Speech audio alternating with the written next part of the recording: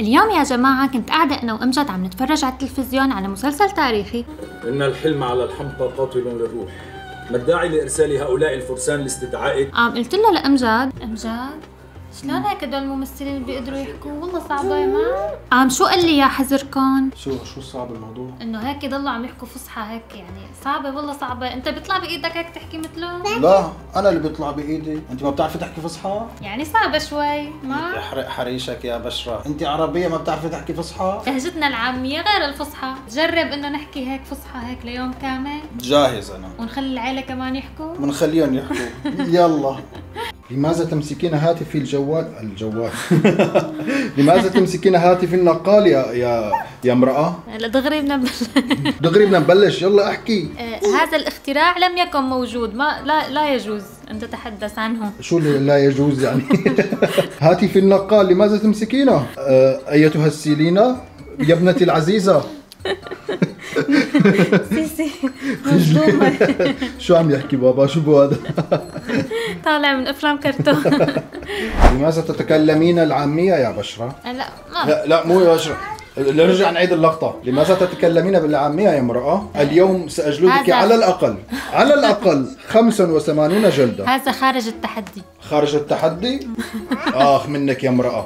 كيف حالك يا أماه؟ الحمد لله، وكيف حالك أنت؟ الحمد لله. ما الموضوع يا ولدي؟ الموضوع أننا سنتكلم كلياتنا. كلنا. أيوه دقيقة شوي يا جماعة، أنا مفوت بالحيط يعني. اليوم سنتكلم كلنا باللغة الفصحى ولا شيء غير الفصحى. الفصحى ويجب أن تراعي الإعراب. يعني الحركات، هذا في محل النصب، هذا في محل الجر، هذا تبا لهذا الوضع.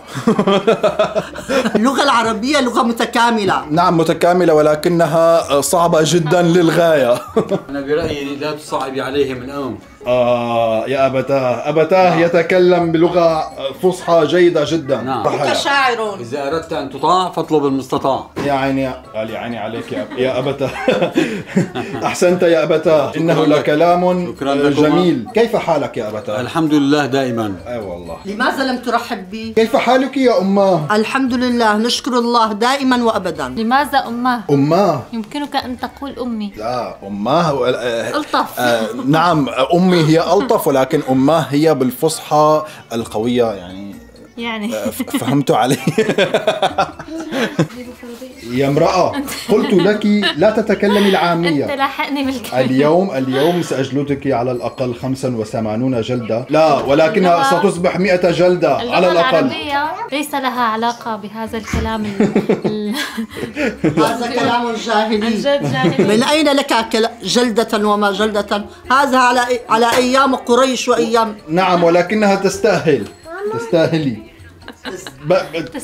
تستاهل صح؟ تستاهل لغة فصحى؟ والله ما بعرف. تستاهل يا جماعة. شو تستحق لكنها تستحق العقاب. أنت تستحقين العقاب يا امرأة. لغتك اذهبي ليست جيدة. اذهبي وأحضري لنا بعضا من القهوة. من القهوة صح. ما أعراب كلمة أحضري؟ ما أعرابها؟ كلمة أحضري فعل أمر. أحضري. أماه أنت تخبصين بالفصحى. أحضري يا امرأة. أحضري فعل أمر. والله عم تتنقل مني بشرة. أنا حكيت أعربها يا بني. فعل أمر كانت والله. أنا كنت على فكرة كتير شاطر بالعربي بس ما بعرف ليش. ما شاء الله يا ولدي، ما شاء الله. أماه تعرف هذا الشيء. مجتهد وليس شاطر. أحضري ما أعرف. فعل أمر مجزوم مبني على السكون. مجزوم مبني على حذف النون لأن مضارعها من الأفعال الخمسة. والياء ضمير متصل في محل رفع فاعل. أمي أنت فطحلة باللغة العربية. نعم. شكرا لك يا أمه. ما نسيت مرت عمو لهلا حافظة كل شيء. هل تقومي بغسل الدولة يا امرأة؟ دولة لكان الدولة. ما اسمه ركوة ركوة أو وعاء. بعضهم وعاء اليوم. العمل قلب على الألمانيا على قد ما حسنا صعبة قلب على الألمانيا. إننا نريد بعضا من القهوة يا امرأة. ماذا أصبح في القهوة؟ ماذا أصبح إنني أحضر ركوة من القهوة الفاخرة. أحسنت يا امرأة، ولكن هذا الشيء لا ينسيني 100 جلدة الذي سأجلدك إياها عندما نعود إلى المنزل. هذه ليست عربية فصحى. لا سوف أجلدك جلدا كبيرا. ماذا تريدين يا ابنتي؟ ماذا تريدين؟ ما عرفت شو عم بحكي أنا. فكرتني عم بحكي غير لغة يعني. أيتها السيلينا ماذا تريدين؟ شو بده بابا؟ شو بده بالضبط؟ يا امرأة ما هذا الزهري الذي لابس الذي ترتدينه؟ إنه لجميل، إنه زهري جميل. زهري ولا وردي؟ وردي صحيح يا امرأة. كفاك قولا يا امرأة، إنني لدي اسم. اسمي بشرى، عليك أن تناديني بهذا الاسم. أحسنتي أيتها البشرة. كأنني كائن عجيب. ماذا تفعل؟ إنني أمسك هاتفي النقال وأتصفح بعض من الإنترنت، بعضا من الشبكة العنكبوتية. أحسنتي يا امرأتي العزيزة. ماذا الآن؟ ما رأيك أن نذهب لنزور أخي العزيز يوسف وزوجته؟ هيا بنا. مرحبا يا أخي العزيز. أهلا وسهلا. كيف حالك؟ الحمد لله. هل سوف ترحب بنا أن ندخل أو ننقلع أو لنفن ونعود أدراجنا؟ برافو عليك بشرى. ادخلوا لا دقيقة. ادخلوا. كيف حالك زوجة أخي؟ أهلا وسهلا. كيف صحتك؟ الحمد لله. شكرا لك، لقد أعددت لنا بعضا من القهوة. شكرا لك. العفو. ماذا تأكل يا أخي؟ ماذا تأكل؟ سوف يغص. سوف تشرطكم. ماذا يا امرأة؟ لماذا تجلسين جانبا؟ ماذا ذهبت؟ أحسنت يا أخي. عجبي. أنا وعدت زوجتي أنني سوف أجلدها 85 جلدة في المنزل. نعم لأنها 85 جلدة. نعم لأنها تكلمت العامية. لأنك مجرم ومتوحش. تبا لك يا زوجة. الله أكبر، ما هذا؟ شو؟ يوسف ونور ما عارفين شلون بدنا احنا متلبكين يعني أول مرة هيك بالفصحى. يا جماعة بدنا إياكم تحكوا قصة تعارفكم بالفصحى. هي حكينا لكم إياها بالعامية مشان ما تاخذوها مزح. يوسف ولا كلمة عامية. ها يلا جاهزين؟ شوف هلا عجيبان للعيد. هو مثل تحدي، نشوف مين بده يخربط. 1 2 3. أبي فوق الشجرة. جاء أبي إلى ألمانيا ومن ثم قرر أن يلم شملنا، فأتم الإجراءات لكي نأتي إلى ألمانيا. وعندما أتينا إلى هنا جاء يوسف وأبي وزوج أختي معا إلى المطار ليأخذوننا ويأخذوا منا الأغراض الثقيلة التي حضرتها أمي، وهذا الشيء لن أنساه في حياتي. فرأيت يوسف، كنت دائما أفكر في فكرة أنهم دقيقة استراحة. يوسف كمل. التقيت بها في المطار وأعجبت بها وذهبنا، وأنا تعبانة ومحروق وجهي من الحر الذي كان. نعم. وساعدتها في حمل الأغراض والشناتي. وقف يوسف. شناتي حقائب. الحقائب الكبيرة التي يوجد بها أطرميزات مكدوس وزيت حضرتها أمي إكسترا. لقد تكفوا. نعم يجب علي أن أفعل ذلك. ومن ثم ذهبنا إلى المنزل، إلى منزل أغيد وهديل. هل هذا لفت نظرك إنه تكفوا من ناحيتك؟ لا لن تشعر بأي شيء، لأنني لم أكن أنظر إلى، يعني لم يكن في تفكيري أنني أريد أن أكون مع أحد. كنت أريد أن أعيش عازبة طوال حياتي. فلذلك لم يكن هذا الشيء في بالي. في ذلك الوقت هي كانت لا تعلم أين هي، هل هي في ألمانيا ولا في أما سوريا. زلت في المطار في لبنان. أم أين ماذا؟ أنا؟ جالس تفهم فوق راسي وراسك. ذهبنا إلى المنزل، التقينا لا لم نلتقي في نفس لقد جئت إلى المنزل. يوسف نسيت قصة تعارفكم. لن أنسى طول اليوم. في ذات اليوم ذهبنا لكي نتبضع. مع من ذهبنا أنا وأختي مع هديل وأغياد. وأنتم أيضا. صح ونحن. صحيح. هذا كان ثاني لقاء مع السيد يوسف. ذهبنا إلى النورما.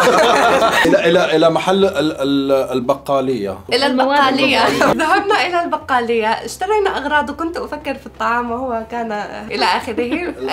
المهم ماذا حصل؟ كانت هديل تمشي مع أغياد وبشرى تمشي مع أمجد وأختي، أنا وأختي كنا معا. ومن كان في هذا الوقت أعزب كان يوسف أعزب وزوج أختي دانا أيضا أعزب، وبقيت أنا وأختي معا، أنا ودانا وهم شابان أعزبان. فتقدموا لكي يحدثوننا. فتحدث ممدوح صهري العزيز مع أختي العزيزة واضطريت أن أتكلم مع نور. لقد كنا نتحدث عن ألمانيا. لقد سألونا ما رأيكم في ألمانيا، ما زلنا لم نرى شيئا من ألمانيا وذهبنا فقط إلى النورما إلى البقالة. دقيقة واحدة، من حاول أن يتعرف على الآخر؟ أنت أنا سوف أقول شيء. من في البداية؟ هي في البداية. لا هذا خطأ. لقد مشينا معا وعندما مشيت معه فكرت. لا شو ماذا قلت لك؟ تفضل. لقد قالت لي لا لم تقل لي شيئا ولكن أنا سأكمل عنك لأنه يوسف سوف يأتي بالعيد. ولكن عربيتك لغتك العربية ضعيفة جدا، لذلك لغتها العربية أفضل من لغتك. يا جاهل، سحقا لك، تبا لك. وعندما مشينا معا بدأنا نتحدث بأحاديث ليس لها معنى من الحياة، وأصبح يوسف يبدي اهتمامه بالحديث معي، وصهري العزيز أصبح يبدي اهتمامه بالحديث مع أختي. ومن ذلك الوقت أعجب، ولكن أنا لن أعجب. قد كان تفكيري في الطعام اللذيذ، لا ليس في الدراسة، في الطعام اللذيذ الذي اشتريناه من النورما. أريد أن أنوه أن نور عندما وصلت إلى ألمانيا كانت صغيرة جدا، لهذا السبب لم تفكر في هذه الأمور. إنما يوسف كان صغيرا جدا، ولكن كان تفكيره في هذه الأمور. يعني ما رأيكم أن نذهب إلى أهلي لنتناول الفروج؟ هيا بنا، هلموا لأهلي نتضور جوعا لأهلي. هيا بنا. كيف حالك زوجتي؟ الحمد لله. شو هالمفاجأة؟ كيف صحتك؟ الحمد لله بخير. أرجو أن تتكلمي باللغة الفصحى. في أي شهر أصبحت؟ أصبحت في الشهر التاسع إن شاء الله من الحمل. تقومين في السلامة والخير. أدعو الله أن يسلمك ويحفظ لك عائلتك الجميلة. شكرا لك يا زوجتي. أخي العزيز، هل جلبت لنا الفراريج المشوية؟ جلبت لكم 7 من الفراريج المقتولة المذبوحة. قليلا من المايونيز المصنوع من المايونيز من الثوم وحمض الليمون والبيض. أين هي زوجتي العزيزة؟ زوجتي العزيزة إنها تحضر المايونيز. هل حضرت لنا المايونيز؟ ماذا كان اسمه؟ كريم الثوم. كريم الثوم. المايونيز مصنوع من النيز. أريد كأسين لأصب فيهما بعضا من الكولا. أخي إن لغتك العربية الفصحى في انحدار تام. أريد كأسين مصنوعين من الزجاج لأصب بهما قليلا من الكولا. الكولا. ماذا سمعت يا أمي؟ سمعتك قبل قليل تقول زوجتي العزيزة. لم أسمعك مرة واحدة في حياتي تقول يا أمي العزيزة. وحسفاه يا أمي، وحسفاه. إنني دائما أقول أمي العزيزة، فوق راسي تاج. كلامك صحيح. أمي تريد أن أقع في الفخ ولكني لم أقع في الفخ. إنها لضحكة الضحاك. إنني لا أغار، ولكني أختبر معلوماتك الثقافية من الناحية باللغة العربية. الآن سيقولون أنني أغار من زوجتك، والله لا أغار. نعم. لا يا امرأة، اجلبي لنا حصتنا من الدجاج. هذا هو. تعال إلى الطعام. تعال يا عيني وانظر إلى هذا المنظر. إنه لطعام لذيذ وظريف. إنه لطعامي المفضل. ما عم يطلع. لم يظهر بعد الفروج. لقد ظهر. لقد أتينا إلى منزل أغيد وهديل لكي نهرب من ضجيج الأطفال ونستطيع أن نكمل الحديث ونستطيع أن نسرد معهم قصة تعارفهم مع بعض. بعد يوسف ونور الآن دور أغيد وهديل. نعم. كيف حالكم؟ القصة الحزينة. الحمد لله. اقترب إلى هنا. تحدثا عن قصة تعرفكما مع بعض. قصة تعارفنا هي قصة تقليدية. في البداية من يغلط من يخطئ من يخطئ سوف يخسر، سوف يدفع الثمن. هذا تحدي. ثمن الفراريج الذي أكلناها. ومن يصيب ماذا يفعل؟ لا يدفع ثمن الفراريج الذي أكلناها، فقط ذلك. فقط يطلع بلوشي. تبا لك ولهذا التحدي الفاشل أيها الفاشل.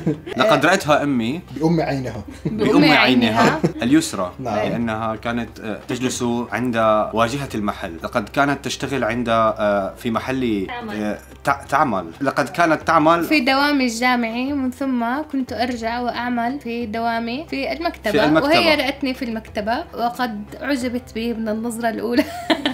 لا، إنها لم تعجب بها، ولكن هديل طبقتها طبقتها تطبيقا.